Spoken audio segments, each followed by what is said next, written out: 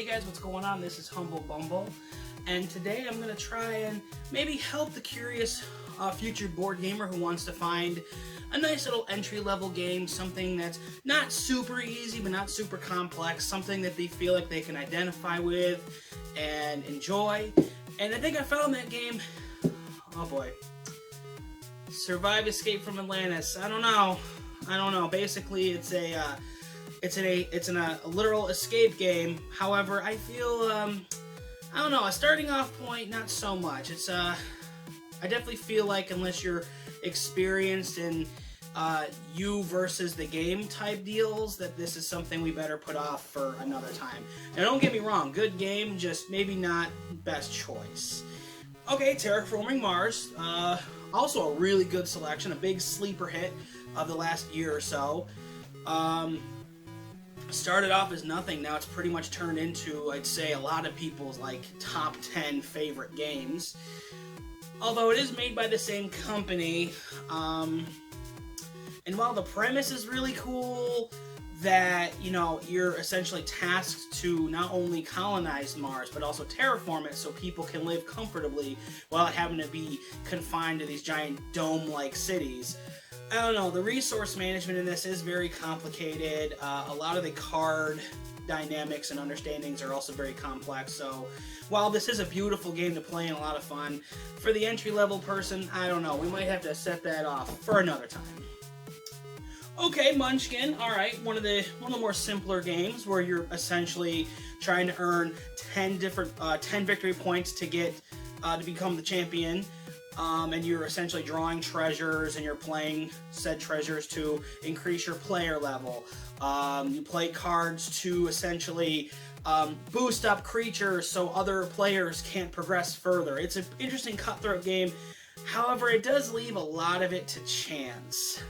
And there's nothing that sucks more than getting a level 1 creature and you're on the 9th level of the game. There's really not a whole lot anyone else can do, and just hitting that level 1 monster on the last one is kind of frustrating. So, I don't know, maybe another time.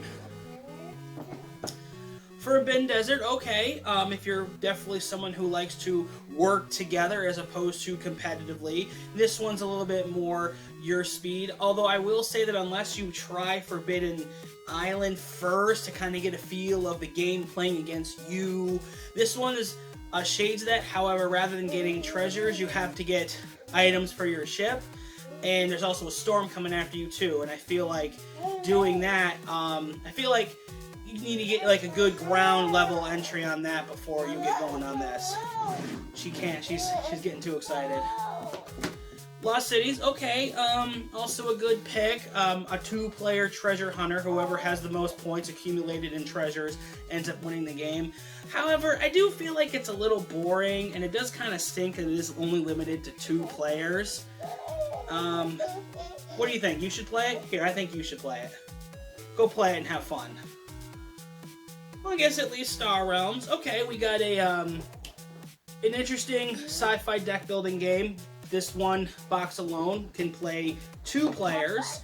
And essentially how this works, unlike Magic the Gathering and Yu-Gi-Oh! And all those games where you go out and you buy packs to build up your decks, you essentially use these cards here, and you have to make your deck while you play. Yeah, I'd say this is a pretty good one. Let's go with this. How about this? Let's get into Star Realms.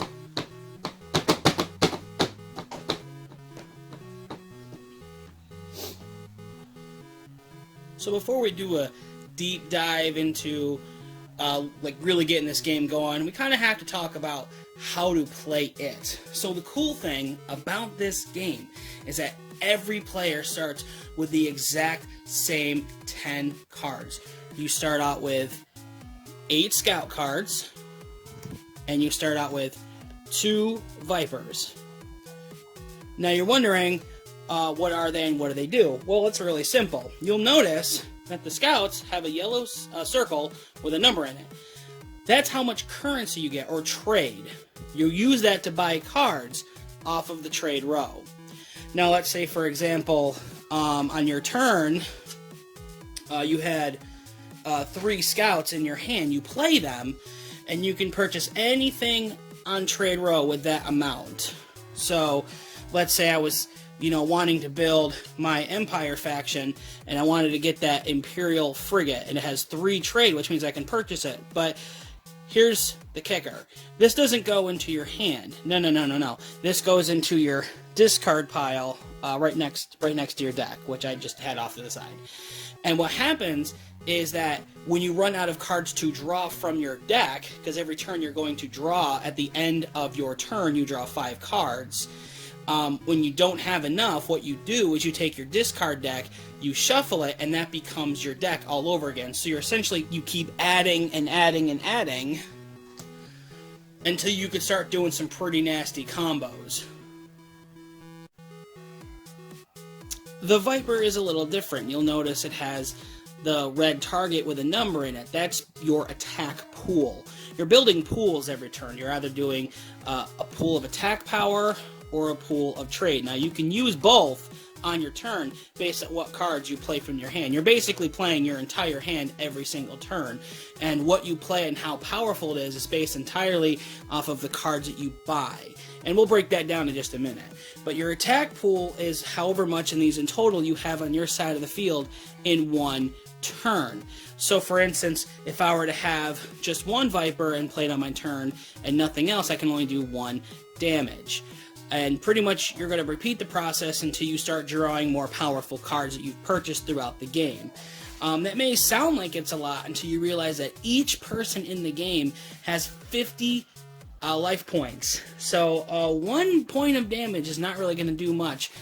Early game, it can help to establish a little bit of dominance, but since you only have 2 of these in your starting deck as opposed to 8 of these, chances are you're not going to be doing any real damage right off the bat. Now, you've probably wondered why some of these cards have different colors, and that's because each color represents a faction. In the starter version, there are 4 beginning factions, okay? The green is essentially the Blob faction. The red is the Machine Cult. The blue is the Federation. And the yellow is the Star Empire. The reason for this is when you buy cards, you actually get really, really cool bonuses for essentially having multiple cards of the same color on your side of the field in one turn. Like, for instance, this card right here, the Imperial Frigate. On its own, if I play it from my hand, it does 4 damage and target opponent has to discard a card. However, you'll notice right underneath it, it has that yellow symbol, which is the symbol for the Star Empire, and an additional 2 damage to be added to that pool. So simply by having this and another yellow card on the field, I will get both effects, whereas if I just have the 1 yellow card, I only get the top effect. So anytime you see a symbol like that matches, like for here, you'll see the red symbol, which just means, the having another card of that same faction on the field, and they all play off of each other. So imagine having something like that on the field with a bunch of yellow cards. I mean, just having 2 of these means you're going to do what? That's 6 damage on 1 card, so you're going to be doing... If you're just having 2 of these on your side of the field in 1 turn, you do 12 points of damage, and your target opponent discards 2 cards from their hand, meaning they can only play 3. So it's really important to kind of like build up your faction the best that you can. Now, the interesting thing about this game is that while you can buy as many cards as you want, so can your opponent. So it's not always an easy out every single turn to buy everything you need, because a lot of these cards have pretty high costs. For example, I mean, this trade bot here is only 1, Blob Wheel is 3, Barter World is 4, the Frigate is 3. However, you'll notice that some cards can cost around 7, if not more. And that's a lot of trade power, but like, again, stuff like that can stack based on the bonus of your faction. You'll also notice over here to the very left, flawless transition, you have these things called the Explorer cards. Now, these are just your basic 2 trade ship. If you play them on the field, you get to trade. However, you'll notice one more symbol in the bottom that is a symbol of a trash can, meaning scrapping. When you scrap a card that you play on your side of the field, it goes into a scrap pile right next to the deck, and unfortunately you won't be able to use it again. However, you will get the scrap bonus that is on that card. So let's say, for instance, I need to deal just one more extra damage, but I don't have it. If I play this card, I'll not only get 2 trade to use however I want, but if I scrap it, I'll get an extra 2 damage added to my pool. And that'll be really helpful when you get to that endgame crawl. So that's pretty much a rundown of how to play. I can't recommend enough this game. And the cool thing about something like this is that this is definitely a game where you want to sit down and play once or twice to get the feel of it. It will be a little complicated. They do give you these life total cards, which you can flip and use to keep score, but honestly, a smartphone or a pad of paper and a pen, honestly, I feel works a little bit better for me. Me personally, I like this game. This was fairly easy to teach. There are a few rules that might go over some people's heads, and that's okay. I can definitely understand why that is. There's a lot of rules that aren't really explained that well.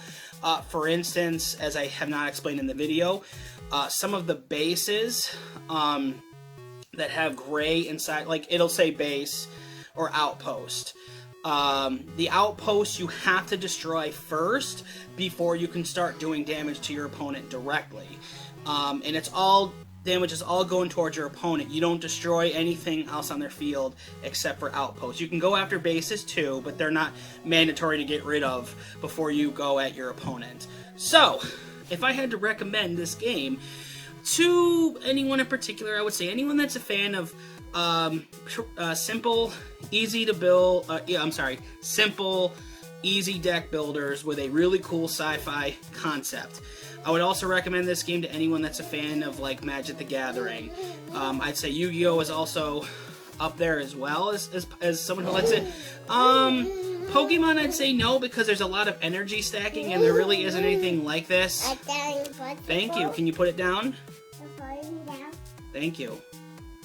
I also recommend this game to anyone that's just a fan of just competitive tabletop card playing like Magic the Gathering. I'd say Yu-Gi-Oh! Is also a really good one. The ones who I don't think will like this game are anyone that doesn't really likes to construct their own decks using cards you have to buy ahead of time.